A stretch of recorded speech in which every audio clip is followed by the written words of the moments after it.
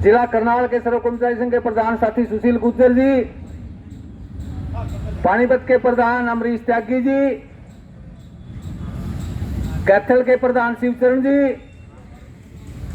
सर्व कर्मचारी संघ राज्य के महासचिव नरेश जी, उप प्रधान जरनैल सिंह,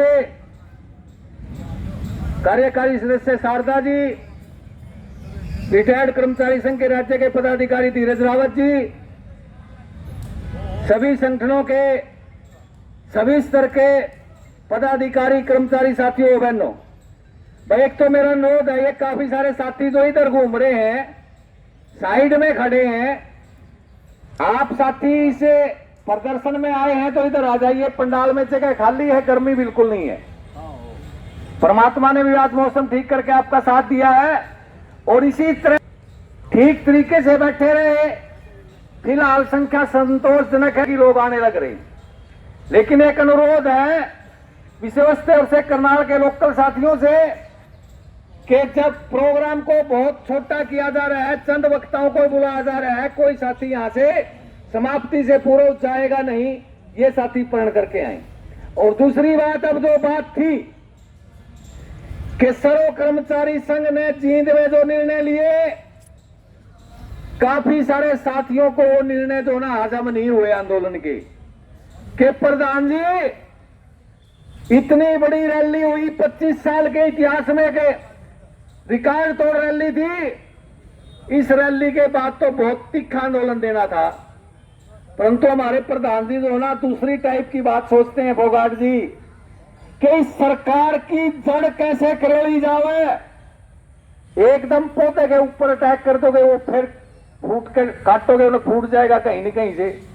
इसकी जड़ करोड़न का काम कैसे हो, वो आंदोलन देना है जिससे से ज्यादा नुकसान सरकार को हो, और उस नुकसान को देखते हुए सरकार मजबूर हो कि कर्मचारियों की जो मांगे हैं उसके मानने के लिए सरकार भी मजबूर हो। इस प्रकार के आंदोलन दिए हैं, चाहे वो एक भी चुना हुआ नुमाइंदा, पंचायत मेंबर सबसे निचली कड़ी का चुना नुमाइंदा है, और हरियाणा में चाहे विपक्षी दल है चाहे सत्ता पक्ष के हैं, कोई एमएलए कोई जनप्रतिनिधि नहीं छोड़ा जिससे अपनी बात ना सुनाई हो। अब सुनने के बाद सरकार नहीं मानती, फिर अपना काम किया है। आज जो आप इकट्ठे हुए हैं कमिश्नर स्तर के 3 जिले, साथियों महत्वपूर्ण मांग है। कच्चे कर्मचारी को पक्का करने के नाम पे आज तक के इतिहास में उठा के देख लो, किसी की भी सत्ता रही हो, दोबारा चुनाव में गई है तो कच्चे कर्मचारियों को पक्का करने का एजेंडा पास करके फिर चुनाव में गई। ये पहली सरकार है जो पिछले चुनाव में बिना कच्चे कर्मचारियों को पक्का करके चुनाव में गई। 75 पार का नारा देके गई थी, नारे पर तो अंकुश लग गया, पर सत्ता से दूर नहीं रख पाए। अब फिर ये सरकार कह रही है कि कच्चे कर्मचारियों को पक्का क्यों, ये तो किसी पॉलिसी में कवर नहीं होते। अरे पॉलिसी बनाओगे तभी तो कवर होंगे। ये पॉलिसी बनाने के लिए मजबूर करनी पड़ेगी ये सरकार, और ना मजबूर करेंगे तो भाई, ये ना मजबूर हुई तो फिर इसको सत्ता से बाहर करने के लिए हमें मजबूर होना पड़ेगा, ये तय करना पड़ेगा साथियों। अलग अलग तरीके के कच्चे कर्मचारी हैं, सैकड़ों प्रकार के नाम है, पार्ट टाइम है, स्किल्ड वर्कर है, कोई किसी प्रकार का वर्कर है, कोई पार्ट 1 का, पार्ट 2 का। अब तो न्यारी पॉलिसी खड़ी कर दी हरियाणा रोजगार कौशल निगम के नाम पे। पंचायती ऑपरेटर है, हर तरीके के अलग अलग विभागों के सेवा नियमों में, वेतन संख्या में भारी दिक्कत है। एक सबसे बड़ी मांग और है, पुरानी पेंशन पॉलिसी बहाल नहीं करेगी सरकार तो क्या सत्ता में आ जाएगी?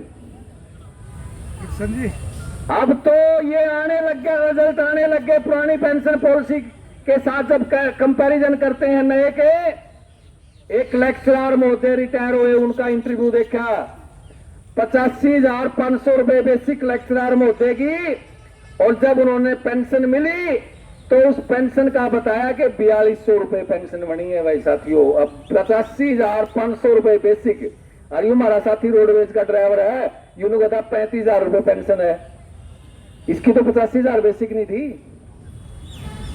85,000 की कितनी बेसिक बननी चाहिए थी? और सबसे बड़ा नुकसान क्या है उस नई पेंशन पॉलिसी में? यदि रिटायर होने के बाद आपको या आपके परिवार को, जो आपके ऊपर डिपेंडेंट है, कोई आदमी बीमार होगा तो इलाज के लिए कोई पैसा मिलने वाला नहीं है। क्या इस प्रकार की पॉलिसी के लिए आप तैयार हैं?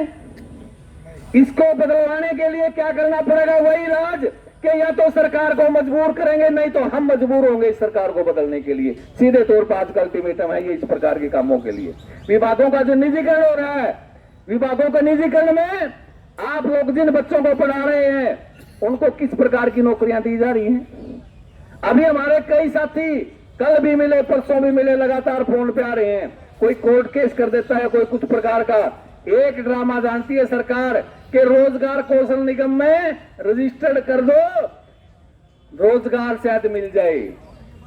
अब वो रोजगार में जब आ गए, उसमें रजिस्टर्ड हो गए, पूरे हरियाणा में एक आदमी बता दो जो नया आदमी रजिस्टर्ड हुआ और रोजगार कौशल निगम में उसको नौकरी मिली हो। ये केवल ड्रामा है। इस ड्रामे से हमें दूर रहना पड़ेगा, बच के रहना पड़ेगा। इसलिए ज्यादा बातें नहीं रखता। आप साथियों के बीच में काफी सारे वक्ता हैं, समय निर्धारित किया हुआ है बाकायदा तौर पर, ज्यादा समय नहीं लगेगा। आप साथियों से यह गुजारिश कि पूरा समय बैठे और इस सरकार की नीतियों की जो चाल है इसका डटकर मुकाबला करेंगे और आने वाले समय में सरकार को मजबूर करते हुए हम अपने आंदोलन की जीत को हासिल करेंगे। इन्हीं शब्दों के साथ साथियों का धन्यवाद। जय कर्मचारी, जय एकता। धन्यवाद शर्मा जी का।